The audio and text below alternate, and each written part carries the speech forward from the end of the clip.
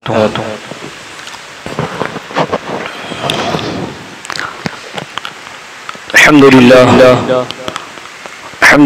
रब्बिल आलमीन अस्सलातु वस्सलामु अला सय्यिदिल अंबिया'i वल मुरसलीन व अला आलिहि व अस्हाबिहि व अतबाइहि व इतरतिहि अजमाइन अम्मा बअद फ़अऊज़ु बिल्लाहि मिनश शैतानिर रजीम बिस्मिल्लाहिर रहमानिर रहीम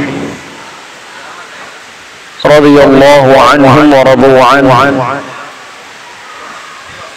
आमन्तु बिल्लाहि सदक़ल्लाहु मौलाना अज़ीम। आइए हम और आप अपनी और सारी कायनात के मरकज़ अक़ीदत क़िबला इताअत काबा क़याद बेकसों के कस बेबसों के बस जो सुब्हुल सलाम के मुर्शिद आज़म है, यतीमों के चारागर है, खुल्द नज़ारा शहर आरज़ू जाने तमन्ना मरकज़ अक़ीदत क़िबला इताअत काबा क़याद अरवाह नाफ़िदा सल्लल्लाहु तआला अलैहि वसल्लम की मुक़द्दस बारगाह में अपनी अक़ीदत और मोहब्बत का ख़राज इन अल्फाज़ में पेश करते हैं, जिस तरीक़े से पढ़ाऊँ मेरे साथ मिलकर पढ़ें। अस्सलातु वस्सलामु अलैका या रसूल अल्लाह, अस्सलातु वस्सलामु अलैका या हबीब अल्लाह, अस्सलातु वस्सलामु अलैका या नबी अल्लाह, अस्सलातु वस्सलामु अलैका या नूर अल्लाह सल्लल्लाहु तआला अलैहि वसल्लम। अल्लाह ताला का बेपनाह फज़ल है, करम है, उसकी तौफीक उसकी अता है कि अल्लाह ताला ने हमें सेहतमंद बनाया, मौका अता फरमाया और हमें सआदत बख्शी, तौफीक बख्शी कि हम उसकी बारगाह में हाजिर हों। इस नेमत पर अल्लाह ताला का बेपनाह शुक्र अदा करना चाहिए कि अल्लाह ताला ने हमें मजबूर नहीं बनाया, बेकस नहीं बनाया, बेख्तियार नहीं बनाया, बेशुमार नेमतों से हमें सरफराज फरमाया, अपने दर में अपने दर की हाजिरी नसीब फरमाई, अपने दर पर बुलाया। कोशिश करें कि बार बार आएं, जितना ज्यादा आएंगे उतना ज्यादा आपका फायदा है। मन आमिला फलिनफ्सिही, जिसने अमल किया, नेक काम किया, अच्छाइयाँ की, उसका फायदा उसी को मिलने वाला है। कुदरत का निजाम है कि हम कोई चीज तुम्हारी बाकी नहीं रखते, तुम जो चाहोगे तो तुम्हारे हक में बेहतर होगा, जो तुम चाहोगे। अगर तुमने बुराई को इख्तियार किया, बुराइयां की तो कुदरत के फैसले ये है कि अल्लाह ताला वो बुराई तुम्हारी तरफ ही लौटने वाली है, आपकी तरफ ही लौटेगी। इसलिए अल्लाह ताला ने नताइज का ऐलान भी फरमा दिया कि चाहे तुम अच्छे रास्ते इख्तियार करो, चाहे बुरे रास्ते इख्तियार करो। मन आमिला, जिस किसी ने भी अमल किया, चाहे अमल बुरा हो चाहे अमल अच्छा हो, फरी नफ्सिही, उसका फायदा, उसका इख्तिताम, उसका अंजाम, उसका एंड, उसकी इंतहा जो है उसी को पहुंचने वाली है। इसलिए हमें मौके को गनीमत जानते हुए एक बार नहीं बार बार अल्लाह की बारगाह में आना चाहिए। जिंदगी में यही आना हो सकता है कि हमारे लिए जरिया नजात बन जाए। जब कुछ ना होगा तो यही हमारे लिए जरिया नजात बनेगा, यही हमारे लिए वसीला बनेगा, यही हमें बचाने का सबब बनेगा कि परवरदिगार ये था तो बुराइयां करता था, गुनाह करता था, शब रोज तेरी नाफरमानी में लगा था, लेकिन परवरदिगार ये पंज वक्त तेरी बारगाह में हाजिर हो जाया करता था, अपने जुर्म का इकरार कर दिया करता था, तेरी बारगाह में सर्वसजूद हो जाया करता था। परवरदिगार इसके जरिए से इसकी बख्शिश फरमा दे। तो ये नमाज ही कल क़यामत के दिन इसे काम आएगी और कल इसके कब्र में राहत और चैन और सुकून का सामान फराहम करेगी। और इसी नमाज के जरिए से अल्लाह ताला ने चाहा तो इसका मुकद्दर संवर जाएगा और ये जन्नत का हकदार बन जाएगा। जब अहले जहन्नम में पहुंचा दिए जाएंगे, अहले जन्नत उनसे तज़किरा करेंगे कि भाई क्यों गए तुम, क्या वजह बनी तुम जहन्नम में गए। ऐसी कोई वजह तो नजर नहीं आती, लेकिन जब वो उज़्र पेश करेंगे और जब वो जहन्नम में जाने की वजह बताएंगे तो फिर अहले जन्नत सुनने के बाद वाकई ताज्जुब में पड़ जाएंगे कि क्या वजह से तुम सकर में गए, क्यों गए जहन्नम में। तो बरजस्ता अहले जहन्नम जवाब देंगे कि लम नकुन मिनल मुसल्लीन, कि हम जो है नमाज नहीं पढ़ते थे। उज़्र यही होगा कि हम नमाज नहीं पढ़ते थे। और इतना सादा, इतना ठोस, इतना मजबूत उज़्र हो ही नहीं सकता। लेकिन वो उज़्र पेश करेंगे परवरदिगार, अहले जन्नत से अहले जहन्नम कहेंगे कि ऐसा है कि इसी वजह से अल्लाह ने हमारा मुकद्दर जहन्नम में लिख दिया, और क्यों ना हो, वाजिबी था कि लिख दिया जाए। अल्लाह ताला अपने फजल करम से जन्नत अता फरमाए, लेकिन अल्लाह ताला उस दिन उस दिन अदल फरमाएगा, इंसाफ फरमाएगा कि आज जिसने नेकियां की है उसे जन्नत दी जाए, और जिसने बदी की है, बुराइयां की है, उसे जहन्नम दिया जाए। तो अल्लाह ताला जब ये अहले जन्नत अहले जहन्नम आपस में गुफ्तगू कर रहे होंगे, तो फिर उसके बाद अहले जन्नत से कहेंगे कि लम नकुम मिनल मुसल्लीन, कि हम नमाज नहीं पढ़ते थे। यही वजह थी, हम टाल देते थे, हम कहते थे आज पढ़ेंगे कल पढ़ेंगे, इतने में हम दुनिया से ही चल दिए, नमाज पढ़ने का मौका नहीं मिला। कितने बेचारे पढ़ते थे छोड़ पकड़, लेकिन कभी नमाजी बन न सके। तो लम नकुम मिनल मुसल्लीन, हम नमाज नहीं पढ़ते थे, ये बहुत बड़ा उज़्र था हमारे पास, और इसी वजह से हम जहन्नम में डाल दिए गए। कोई भी इस उज़्र से इनकार नहीं कर सकता कि नमाज छोड़ना कितना बड़ा गुनाह है, इसका इनकार कोई नहीं कर सकता, इतना बड़ा गुनाह है। ना हम नमाज पढ़ते हैं, ना अपनी औलाद को नमाज की तरगीब देते हैं, न हमारे घर में कोई नमाजी है, सब बेनमाजियों का घर है। औरत, आदमी, बच्चे, बच्चियां, हम उन्हें उनकी जरूरत के मुताबिक खाना दे रहे हैं, उनकी तरबियत कर रहे हैं, पाल पोस कर बड़ा कर रहे हैं, लेकिन एक बार भी एहसास जिम्मेदारी के साथ न वालिद अपने बच्चों को कहता है, न वालिद अपनी बच्ची को कहती है, न माँ की तरबियत है, न बाप की तरबियत है कि बच्चे नमाज पढ़ो, न वो खुद पढ़ रहे हैं, न पढ़ने दे रहे हैं। और अगर मिसाल के तौर पर कभी बचपन में शुरू ही कर दिया, तो हाल ये है कि अभी उनकी हिम्मतें मस्त कर दी जाती हैं, अभी क्या कोई पढ़ने का टाइम है, बाद में पढ़ लेना। इस तरीके से पूरा माहौल जो है वो पूरा माहौल बेनमाजियों का बन जाता है। इसलिए अहले जहन्नम जब तज़किरा करेंगे तो बड़े ही अफसोस के साथ करेंगे कि लम नकुम मिनल मुसल्लीन, हम नमाजी नहीं थे, हम क्या करते नमाजी नहीं थे हम। ये उज़्र बड़ा था उनके पास, और इसी वजह से जहन्नम में डाल दिए जाएंगे। तो कोशिश ये करें कि रब की बारगाह में आने जाने वाले बन जाएं। अगर आप आने जाने वाले बन जाएंगे, हदीस पाक में कि जिसे तुम नमाज मस्जिद में आता जाता देखो, उसके ईमान के गवाह बन जाओ, उसके ईमान के गवाह बन जाओ। इससे बड़ी चीज क्या होगी कि वो मस्जिद में आ रहा जा रहा है, मस्जिद में आता जाता है, वो उसे मालूम है अपने रब का पता, उसे मालूम है कि किसकी बारगाह में मुझे आना है। इसलिए रब की बारगाह में आने जाने वाले बन जाओ। बड़ी ही शर्मिंदगी की बात है, बेशर्मी की बात है, कितनी बड़ी आबादी में हम नमाज नहीं पढ़ते। पूरा घर, पूरी आबादी, पूरी बस्ती में नमाजियों की है,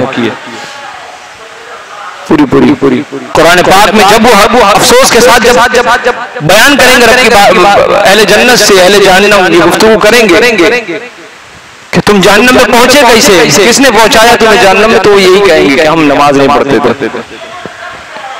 उन्हें मालूम होगा कि बस वजह कुछ बनी है हमारे जहन्नम में जाने की, अगर कुछ वजह बनी है तो ये नमाज का छोड़ना बनी है। इसलिए सरकार अलैहिस्सलातु तस्लीम जब किसी से बैत फरमाते थे और दावत इस्लाम दिया करते थे, इस्लाम की दावत और तबलीग के हवाले से, तो सबसे पहले सरकार दो आलम सल्लल्लाहु तआला अलैहि वसल्लम अपने हाथों पर जब बैत फरमाया करते थे, सबसे पहले कहा करते थे कि तुम वादा करो, अहद करो कि नमाज नहीं छोड़ोगे। ये सरकार अलैहि तालीम फरमाया करते थे, तुम नमाज नहीं छोड़ोगे। वो भी मुसलमान थे, हम भी मुसलमान हैं, हमारे और आप में, हमारे और उनमें कितना फर्क है। इसलिए इन बातों को मद्देनजर रखते हुए हम सबको चाहिए कि हम पाबंदी के साथ नमाज पढ़ने की कोशिश करें, पाबंदी के साथ। आप सोचते हैं यार अभी शुरू कर दूंगा तो फिर छोड़ने वाली बात हो जाएगी, कभी छूट गई, कभी पढ़ लिया, कभी फिर नमाज छूट गई, फिर पढ़ा, कैसे क्या होगा? नहीं, आप शुरू करें, आप शुरू करें और फिर अल्लाह तबारक व तआला की बारगाह में गिरियाजारी करके गिराएं कि परवरदिगार मैंने ये इस मुहिम का आगाज तो कर दिया, नमाज का आगाज तो मैंने कर दिया, नमाज शुरू तो कर दी है, परवरदिगार अब वक्त देना, हिदायत देना, तौफीक देना तेरा काम है परवरदिगार। तेरे भरोसे नेक नियति के साथ मैंने नमाज शुरू कर दी है परवरदिगार, अब तू इस्तिकामत अता फरमा, तौफीक अता फरमा, हिदायत अता फरमा।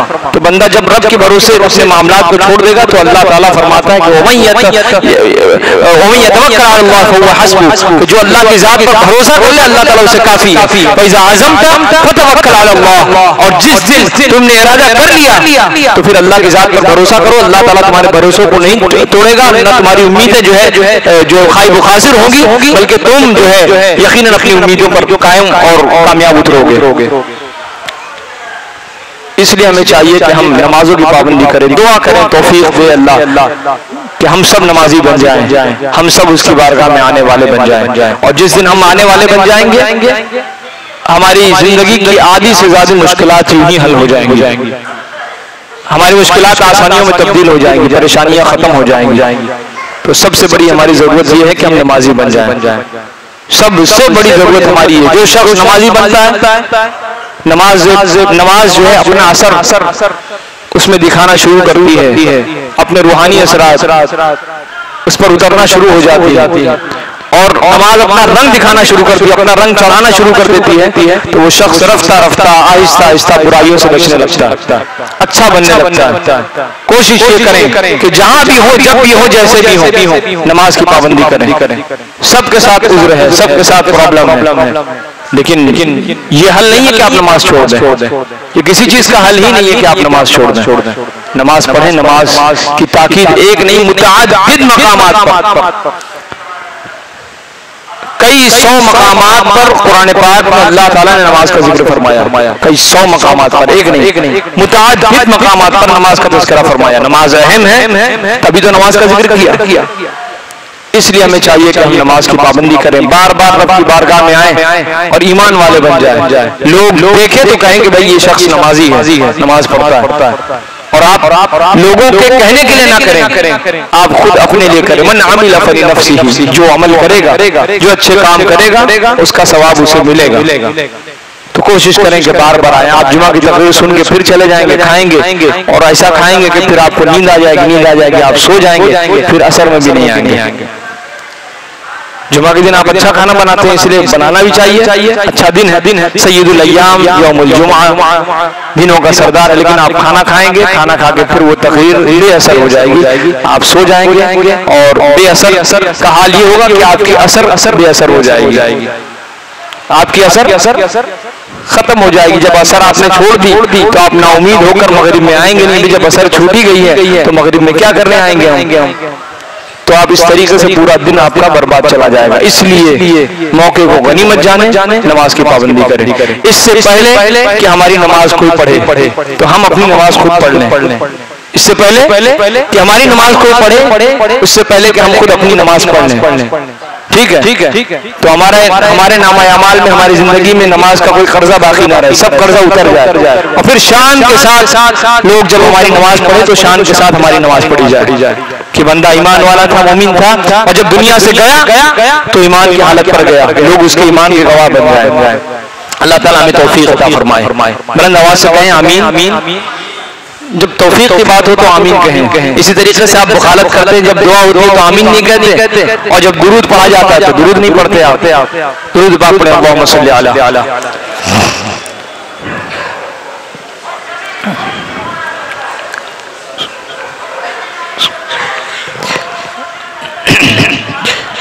ये जो महीना जिसमें हम और आप सांस ले रहे हैं, ये माह ज़िलहिज्जा का है, माह ज़िलहिज्जा का, और आखिरी इख्तिताम को है आज 28, 29, 30 मिले ना मिले, लेकिन 29 तारीख। उसके बाद आने वाला जो महीना है जो हम पर साया फिगन होने वाला है, माह मुहर्रमुल हराम।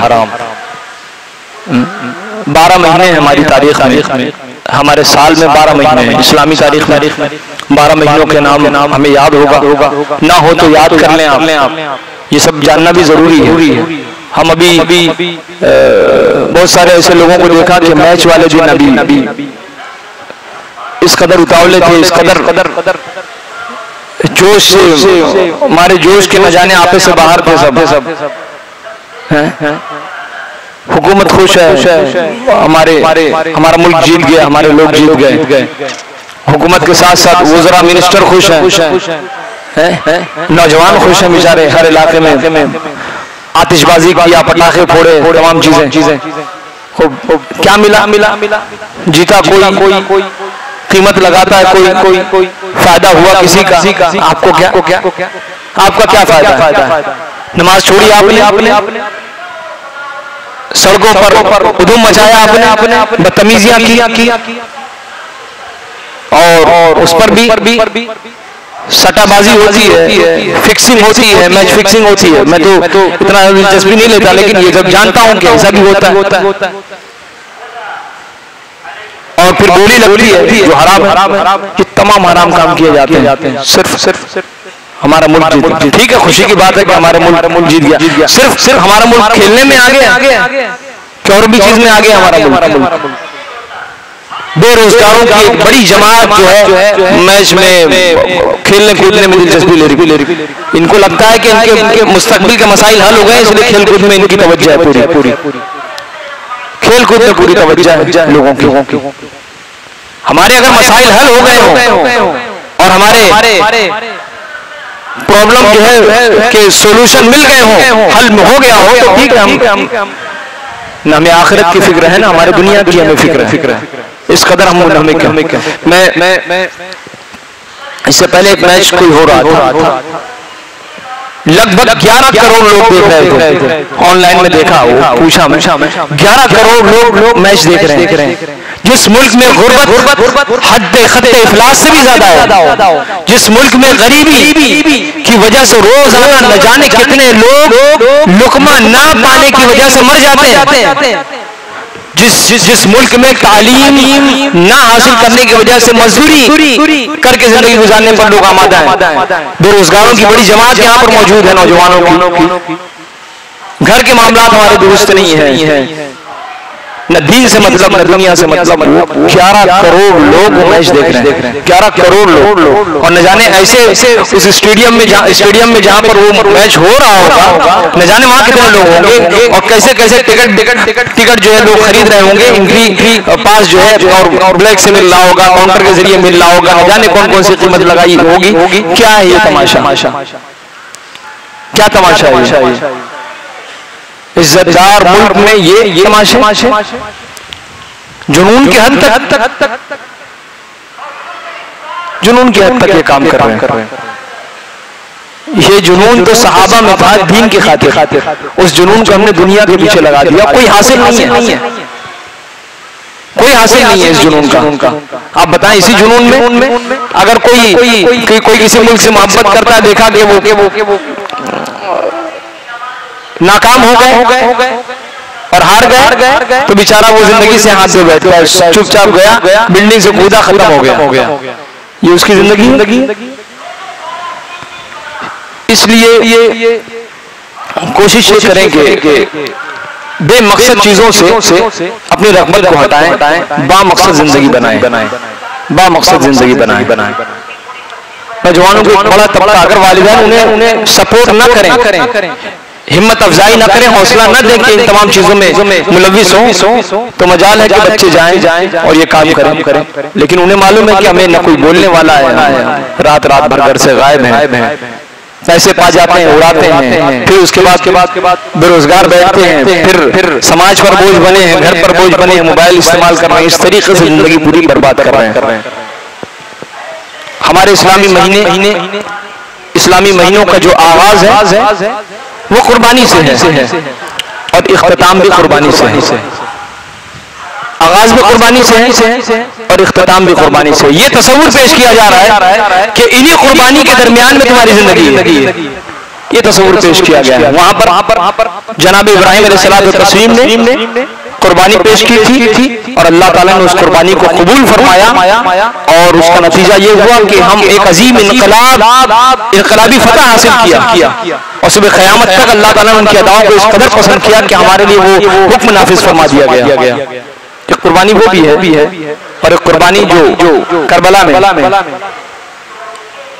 72 नुफूस कुदसिया के साथ इमाम आली मकाम सैयद शुहदा हज़रत इमाम हुसैन रज़ियल्लाहु ताला अन्हु ने जो कुर्बानियां पेश की हैं। तो हमारी तारीख रही है कि हम कुर्बानियों के साथ जीते हैं और कुर्बानियों के साथ हम इस दुनिया से जाते हैं।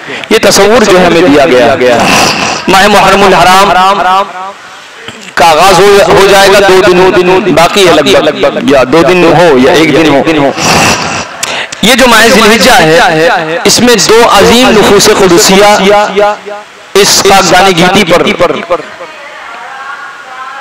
तशरीफ फरमा थी और इसी माह ज़िलहिज्जा में उन 2 मुक़द्दस नुफूस कुदसिया इस दुनिया से कूच कर गए, विसाल कर गए। मैंने गुज़िश्ता हफ्ते सीरत हज़रत उस्मान गनी रज़ियल्लाहु ताला अन्हु आपकी खिदमत में मैंने पेश किया था। बड़ी संजीदगी के साथ आपने सुना था। शायद कुछ बातें आपको याद भी हों, कुछ बातें आपको याद भी हो सकता है। ज़ुन्नूरैन किसे कहते हैं?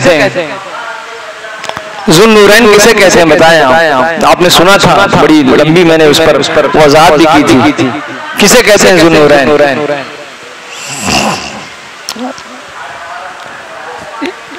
हज़रत उस्मान गनी, मैं तो अभी इस मिजाज में नहीं हूँ कि सबसे एक सवाल पूछा जाए, लेकिन वो शान जनाब उस्मान गनी रज़ियल्लाहु ताला अन्हु की है कि आपको ज़ुन्नूरैन कहा जाता है। हुज़ूर सल्लल्लाहु अलैहि वसल्लम ने यके बाद दीगर अपनी 2 साहबजादियां आपके निकाह में अता फरमाया था। बड़ी अजीम शान जलील क़द्र सहाबी हज़रत उस्मान गनी रज़ियल्लाहु ताला अन्हु। मक़ाम मुतबे में आप तीसरे खलीफा राशिद हैं। आप हुज़ूर अलैहिस्सलातु वस्सलाम के विसाल के बाद बितरतीब जनाब अबू बकर सिद्दीक़ रज़ियल्लाहु ताला अन्हु, उसके बाद हज़रत उमर रज़ियल्लाहु ताला अन्हु और उसके बाद तीसरे खलीफा हज़रत उस्मान गनी रज़ियल्लाहु ताला अन्हु, चौथे खलीफा हज़रत अली रज़ियल्लाहु ताला अन्हु। ये तरतीब है खुलफाए राशिदीन की, जिन्होंने हुज़ूर अलैहिस्सलातु वस्सलाम के बाद उम्मत पर खिलाफत की और वो खिलाफत जो खिलाफत अल्लाह के रसूल ताजदार दो आलम सल्लल्लाहु अलैहि वसल्लम ने पेश किया था, जो तसव्वुर सरकार ने पेश किया था, उसी तर्ज पर, उसी नहज पर, उसी जो है वो तौर तरीके पर साहबा इकराम ने वो खिलाफत का निजाम चलाया और कामयाब तरीके से वो खिलाफत चलती रही।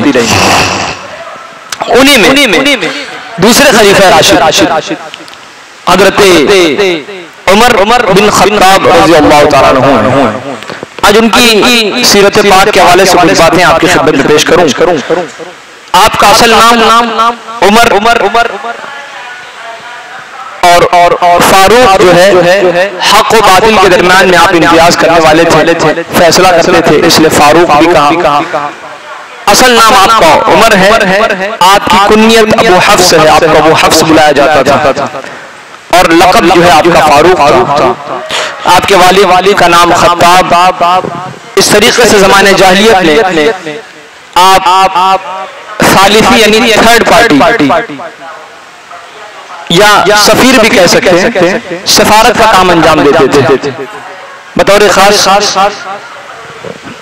कभी कोई खानदानों में मामलात हो जाते थे तो जनाब उमर के पास लोग आया करते थे, आप सालिसी का काम अंजाम देते थे। 2 लोगों के दरमियान में कॉन्फ्लिक्ट हो गया, तनाज़ा हुआ, कोई मामलात हो गए, तो तीसरा हकम के तौर पर, हाकिम के तौर पर हज़रत उमर को पेश किया जाता था और फिर उनकी बारगाह में तमाम बातें लाई जाती थी ज़माने जाहिलियत के बाद। तो हज़रत उमर जो है फैसला फरमाया करते थे सालिसी या सिफारतकारी, एक मुल्क से दूसरे मुल्क, एक जगह से दूसरी जगह के जो रवाबित होते थे उसे जोड़ने का काम आप अंजाम दिया करते थे ज़माने जाहिलियत। और ये उनके खानदान का सिस्टम था। हिजरत नबवी के 40 बरस कब्ल पैदा हुए। हुज़ूर सल्लल्लाहु अलैहि वसल्लम ने हिजरत फरमाई, उससे 40 साल पहले आपकी विलादत आप पैदा हुए। हज़रत उमर रज़ियल्लाहु अन्हु का शुमार उन लोगों में होता है जिन्होंने ज़माने जाहिलियत में ही पढ़ना लिखना शुरू कर दिया था और पढ़ना लिखना जानते थे, जिसमें हज़रत उस्मान गनी का भी जिक्र किया जाता है और हज़रत उमर का भी जिक्र किया जाता है। और अरबों की तरह, अरबों का क्योंकि काम था तिजारत करना, मुल्क शाम, यमन और न जाने कहां कहां वो सफर करते थे, तो तिजारत उनका पेशा था। आप भी पेशे थे, ताजिर थे, तिजारत फरमाया करते थे। मिजाज ये था कि खुददार थे आप दूसरों की अपने खुददार थे और बुलंद हौसले थे आपके और फहम फराज में माहिर थे। फहम फराज आपकी जो है बड़ी सरी होती थी, जो भी चीज समझना होता था फौरी तौर पर समझ जाया करते थे। अल्लाह ने वो बसीरत अता फरमाई थी और इसलिए कुरैश ने इनको अपना सफीर बना लिया था, क्योंकि फहम फराज में भी थे वो। हुजूर अलैहिस्सलाम और हुजूर अलैहिस्सलाम और इस्लाम का पैगाम इस्लाम फैलना शुरू हुआ तो जैसे कबीला कुरैश दुश्मन थे, आप भी इस्लाम के दुश्मन थे उस दौर में। और ऐसा नहीं कि हम कोई दुश्मन थे, बल्कि बहुत कट्टर दुश्मन कहते हैं, दुश्मनी पर आमादा थे। बिल्कुल वो गवारा नहीं करते थे कि हम काफिरों के मजहब के अलावा कोई दूसरा मजहब कबूल किया जाए और उसको पसंद किया जाए, नहीं पसंद करते थे। हुजूर अलैहिस्सलाम ने जब जनाब उमर को देखा तो आपने दुआ फरमाई थी जनाब उमर को और अबू जहल, इन दोनों को देखने के बाद हुजूर अलैहिस्सलाम ने दुआ फरमाई थी कि परवरदिगार इन दोनों के जरिए से दोनों में से एक के जरिए से अल्लाह इस्लाम को ताईद अता फरमा, इस्लाम को मजबूती अता फरमा और दोनों में से किसी एक को इस्लाम जैसा अजीम मजहब अता फरमा दे और इस्लाम अता करके उन्हें हिदायत अता फरमा दे। हुजूर अलैहिस्सलाम ने दुआ फरमाई थी और उस दुआ की बरकत ये हुई कि कुछ ही दिनों में जनाब उमर रज़ियल्लाहु ताला अन्हु हुजूर अलैहिस्सलाम के हाथ पर बैत करते हैं और हल्का बगोशे इस्लाम हो जाते हैं, मुसलमान हो जाते हैं। हजरत उमर यहाँ मुसलमान हुए हैं, आप 40वें मुसलमान थे, मुसलमान हो रहे थे उस दौर में। शुरू मुसलमान थे लोग और अभी इस्लाम पूरी तरीके से फैला नहीं था, सिमट कर थे, महदूद थे, कुछ ही लोग थे। उनमें से जनाब उमर रज़ियल्लाहु अन्हु भी मुसलमान हुए और आप 40वें मुसलमान थे। मुसलमानों को जब मदीने की जानिब हिजरत की इजाजत मिली तो हजरत उमर ने भी अल्लाह और उसके रसूल की इजाजत लेकर मदीने हिजरत की है। हुजूर अलैहिस्सलाम के साथ आपकी खुसूसियत ये है कि हुजूर अलैहिस्सलाम के साथ जितनी भी जंगें हुई तमाम जंगों में हुजूर के साथ आप रहे, पेश रहे, साथ रहे। और इतना ही नहीं बल्कि हुजूर अलैहिस्सलाम हर मामलात में जब कोई मामला होता, मशवरे की बात होती या कोई फैसले होते तो आपके फैसलों पर एतमाद फरमाया करते थे। हजरत उमर के फैसले पर एतमाद फरमाया करते थे। और इतना ही नहीं बल्कि हुजूर अलैहिस्सलाम के वसाल के बाद भी तरतीब जनाब सिद्दीक़ अकबर के ज़माने खास में जब आप खुद अमीरुल मोमिनीन मुंतखब किए गए थे तो उस दौर में भी जनाब उमर रज़ियल्लाहु ताला अन्हु जो है मुसलमानों के हजरत अबू बकर सिद्दीक़ के मुशीर थे और उनके खास थे। जब वो कोई फैसला किया करते थे तो फैसला इनसे भी लिया और मशवरे भी लिया करते थे और अगर कोई फैसला किया करते थे तो उस पर एतमाद भी किया करते थे। इस तरीके से जो है हजरत अबू बकर रज़ियल्लाहु ताला अन्हु के विसाल के बाद फिर मुसलमानों ने आपके विसाल के बाद मुत्तफ़िक़ा तौर पर हजरत उमर रज़ियल्लाहु ताला अन्हु को मुसलमानों का खलीफा मुंतखब फरमाया। आपने भी नबवी तर्ज पर और चूंकि आपसे पहले जनाब सिद्दीक़ अकबर रज़ियल्लाहु ताला अन्हु मुसलमानों के खलीफा मुंतखब किए जा चुके थे, आपने उनकी जिंदगी देखी थी। चूंकि उनकी जिंदगी के अय्याम तकरीबन 2 साल या 2.5 साल ही मैसर आया था, तो उनकी जिंदगी के अय्याम आपने देखे थे और ये भी देखा था कि किस तरीके से उन्होंने खिलाफत संभाली, जिम्मेदारियां संभाली थी और किस तरीके से मोहताज कदम बढ़ाया करते थे। आपने वो तमाम चीजें देखी थी और मुशीर भी थे आप उनके, तो तमाम चीजें आपने देखी थी, समझी थी। आप उसी तरह पर आपने भी खिलाफत का फरीज़ा अंजाम दिया, बेशुमार मामलात को आपने अंजाम दिया और आपके सल्तनत में, आपके मुमलिकत में, आपके खिलाफत में आपने खिलाफत इस्लामिया को मुनज़्ज़म फरमाया, मजबूती अता फरमाई, इस्तेकाम अता फरमाया। और इतना ही नहीं बल्कि हज़रत उमर के खिलाफत की सबसे बड़ी और एक अहम खुसूसियत ये है कि आपने जो खिलाफत फरमाई वो इस्लामी जमहूरी हुकूमत थी, इस्लामी थी, जमहूरी हुकूमत थी। और उसकी खुसूसियत ये थी कि तमाम लोगों के मसाइल, तमाम लोगों के मसाइल मशवरे के जरिए से तय पाते थे। जब कोई मसला होता था, कोई मामलात होते थे, कोई हुक्म सादिर करना होता था, कोई फैसला करना होता था, तो मशवरे होते थे। अजिल्ला साहबा, बड़े बड़े साहबा के दरमियान में मशवरे होते थे।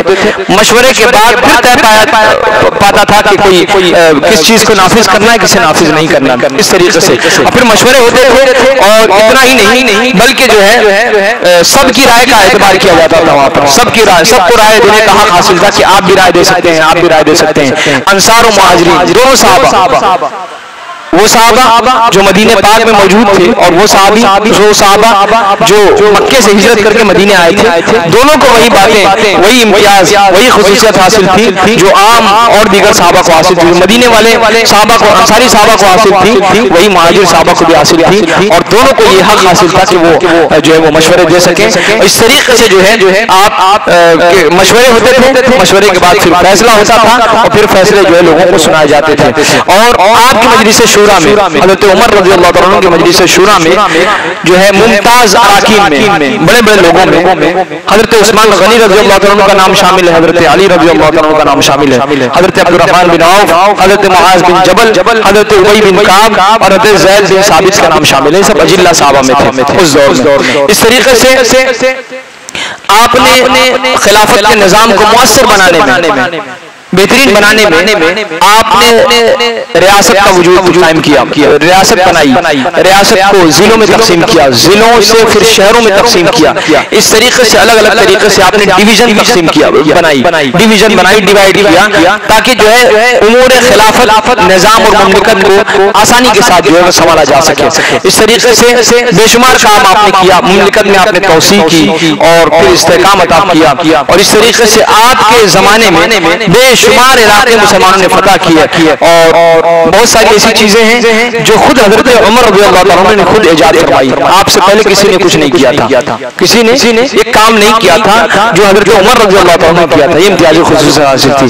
होता तो ये है कि हजरत उमर रज़ियल्लाहु ताला अन्हु का ज़माने खिलाफत 10.5 साल रहा, 10-10.5 साल रहा, और खिलाफत संभालने में या किसी भी हुकूमत के करने में 10 साल माने नहीं रखता। यूं समझ लें आप, जहाँ 50 साल वहाँ 10 साल कोई माने नहीं। लेकिन उन 10 सालों में जनाब उमर रज़ियल्लाहु ताला अन्हु ने जो काम कर दिखाया है, रहती दुनिया तक आपके उन एहसानात को कभी फरामोश नहीं कर सकती। आपके हमेशा गुण गाएगी पूरी दुनिया जो काम आपने अंजाम दिया। अल्लाह ताला हम सबको नेकियों की तौफीक अता फरमाए। और इंशाअल्लाह जो बातें हैं इंशाअल्लाह आप इज्तिमा में मौजूद होंगे, आएंगे तो इंशाअल्लाह और बातें आपको सुनने को मिलेंगी। अल्लाह तबारक तआला हम सबको नेकियों की तौफीक अता फरमाए, बुराइयों से बचाए, अच्छा सच्चा नेक मुसलमान बनकर हम सबको जिंदगी गुजारने की तौफीक अता फरमाए। हजरत उमर ये वो साहबी रसूल हैं कि अल्लाह के रसूल जिन पर एतमाद फरमाया करते थे। और हाल ये है कि जिस रास्ते से जनाब उमर गुजर जाए, शैतान उस रास्ते पर आया ही नहीं करता था, शैतान रास्ते बदल लिया करता था। ये खुसूसियत थी। और इतना ही नहीं, सरकार फरमाते हैं कि अगर मेरे बाद कोई नबी होता, मेरे बाद अगर कोई नबी होता, सरकार के बाद कोई नबी, मेरे बाद अगर कोई नबी होता तो वो जनाब उमर होते। अल्लाह ताला ने उनकी अदालत को, और एक नहीं कुरान पाक में मुतअद्दिद मकामात पर, एक नहीं बल्कि 11 से भी ज्यादा कई मकामात पर जनाब उमर रज़ियल्लाहु ताला अन्हु के फैसले की मुवाफ़क़त में कुरान पाक की आयत नाज़िल हुई है कि उमर ने जो कहा है वो सच कहा है। इस तरीके से जिसकी तारीफ कुरान पाक करता हो तो उसके अच्छे होने में, सच्चे होने में, नेक होने में शुबा करने की कोई गुंजाइश बाकी नहीं रहती। अल्लाह ताला हम सबको नेकियों की तौफीक अता फरमाए, जनाब उमर की सच्ची गुलामी में कबूल फरमाए, और उनके बताए हुए नक्श कदम पर हम सबको चलने की तौफीक अता फरमाए, और उनकी अदालत का सदका अता फरमाए। आज के हुक्मरानों को जनाब उमर रज़ियल्लाहु ताला अन्हु की पाकीज़ा जिंदगी से दर्स हासिल करने की तौफीक अता फरमाए। दौरान गुफ्तगू जो भी खता हुई परवरदिगार मुझे माफ फरमाए। अस्तगफिरुल्लाह रब्बी मिन कुल्लि ज़ंबिन व अतूबु इलैह। खड़े हो जाएं, सुन्नत अदा फरमाएं।